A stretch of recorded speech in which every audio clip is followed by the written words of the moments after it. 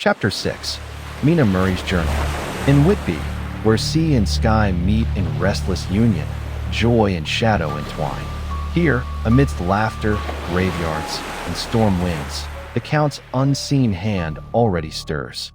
The 24th of July. Whitby. Lucy met me at the station, looking sweeter and lovelier than ever. We drove to our rooms in the Crescent. This place is most lovely. The River Esk runs through a deep valley, and above it looms Whitby Abbey, sacked by the Danes, haunted by a white lady in the windows, so the legends say. The valley is beautifully green, and it is so steep that when you are on the high land on either side you look right across it, unless you are near enough to see down. Between town and abbey lies the great churchyard, filled with tombstones. From here, one sees the whole bay and the harbour below, guarded by 2 lighthouses. I sit here now, writing, listening to 3 old men who seem to spend their lives talking. The harbour lies below me, with, on the far side, one long granite wall stretching out into the sea, with a curve outwards at the end of it, in the middle of which is a lighthouse. A heavy sea wall runs along outside of it. I must ask the old man about this. He is coming this way. He is a funny old man. He must be awfully old. He was a sailor when Waterloo was fought. For his face is all gnarled and twisted like the bark of a tree. He scoffs at legends, saying they are only for strangers and fools. Yet I think he will tell me much of old times. Them ghost stories be all worn out, miss. Nout but fool talk for trippers. Even tombstones are lies. Here lies the body, it says, when half of them lie empty. Come Judgment Day, they'll all be dragging their stones with them to prove how good they was. Lies, all of it. 1st August. I came up here an hour ago with Lucy, and we had a most interesting talk with my old friend and the 2 others who always come and join him. The old man, Mr. Swales, went on with his stories. He pointed at a grave and said Edward Spencelar, master mariner, murdered by pirates off the coast of Andres, April, 1854, aged 30. Then he told us of poor George Cannon, whose stone reads of a tragic fall, yet the old man swears he shot himself to spite his mother. Lucy grew pale, for it was her favourite seat, and she feared she sat upon a suicide's grave. Lucy said, "Oh, why did you tell us of this? It is my favorite seat, and I cannot leave it, and now I find I must go on sitting over the grave of a suicide." Later, I sat alone. No letter from Jonathan. I watched the lamps of Whitby flicker like stars across the valley, and I thought, where is he now? Does he think of me? I wish he were here. June 5th. The case of Renfield grows more interesting the more I get to understand the man. His pets are of odd sorts. Just now his hobby is catching flies. He catches flies by the hundreds. When I protested, he calmly promised to clear them away in 3 days. June 18th. Now spiders. He feeds them the flies. July 1st. His spiders are now becoming as great a nuisance as his flies, and today I told him that he must get rid of them. He looked very sad at this, so I said that he must clear out some of them. But then, he seized a blowfly and ate it raw, declaring it was strong life that gave him strength. July 8th. He has tamed a sparrow. July 19th. We are progressing. My friend has now a whole colony of sparrows, and his flies and spiders are almost obliterated. A colony of sparrows. Then he begged me, pleaded for a kitten. Or a cat.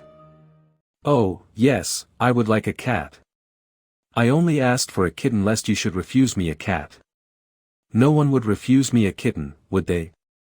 I shook my head, and said that at present I feared it would not be possible, but that I would see about it.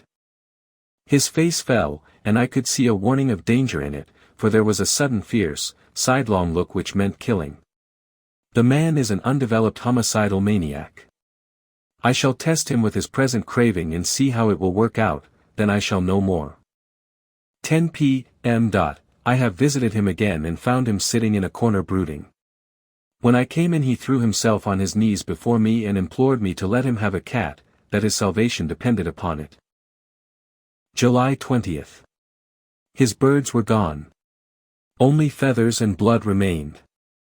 11 a.m. The keeper tells me he was sick, he had eaten them. I now see his pattern. He is a zoophagus, life-eating, maniac. Each life consumed, passed on, to grow in strength. He craves a chain of lives, leading to what? A man. 11 p.m. I gave Renfield a strong opiate tonight, enough to make even him sleep, and took away his pocketbook to look at it. The thought that has been buzzing about my brain lately is complete, and the theory proved. The 26th of July. I am anxious. And there is also something about the shorthand symbols that makes it different from writing. I am unhappy about Lucy and about Jonathan. I had not heard from Jonathan for some time, and was very concerned, but yesterday dear Mr. Hawkins, who is always so kind, sent me a letter from him. I have heard from Jonathan, or rather, from Mr. Hawkins. A single line, written from Castle Dracula. I am starting for home. That is not like him. And Lucy, her sleepwalking has returned. Each night I lock our door, for her mother fears she may wander to the cliffs. Poor dear, she is naturally anxious about Lucy, and she tells me that her husband, Lucy's father, had the same habit, that he would get up in the night and dress himself and go out, if he were not stopped. Lucy plans her wedding still, but waits restlessly for Arthur. The 27th of July. Still no word from Jonathan.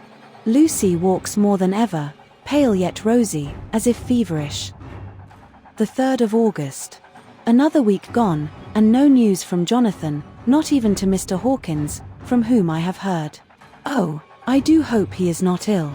He surely would have written. I look at that last letter of his, but somehow it does not satisfy me. It does not read like him, and yet it is his writing. She dreams strangely, even in sleep she seems to watch me.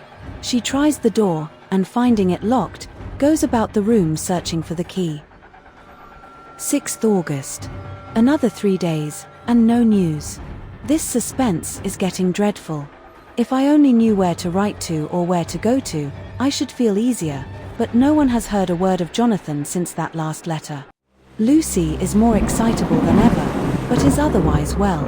Last night was very threatening, and the fishermen say that we are in for a storm. The weather turns grim. The sea groans, clouds tower like mountains, fishermen race for the harbor. Old Mr. Swales comes again. I have been quite touched by the change in the poor old man. When he sat down beside me, he said in a very gentle way, "I fear I must have shocked you, miss, with all my talk of lies and death. But don't think me wicked. We old folk jest of death to keep our hearts from fear. My time is near. The angel of death is sharpening his scythe, but I am content. Look to the sea, the wind brings loss, wreck, and sorrow. There's death in the air tonight." I was glad when the Coast Guard came along, with his spyglass under his arm. He stopped to talk with me, as he always does, but all the time kept looking at a strange ship. I can't make her out. A Russian ship, maybe, but she sails strangely, tossed as though by unseen hands.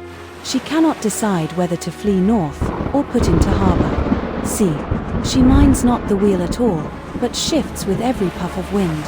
We'll hear more of her by tomorrow, mark me. In Whitby, laughter and legend mingle with unease. But upon the restless sea, a ship approaches, bringing with it the shadow of death.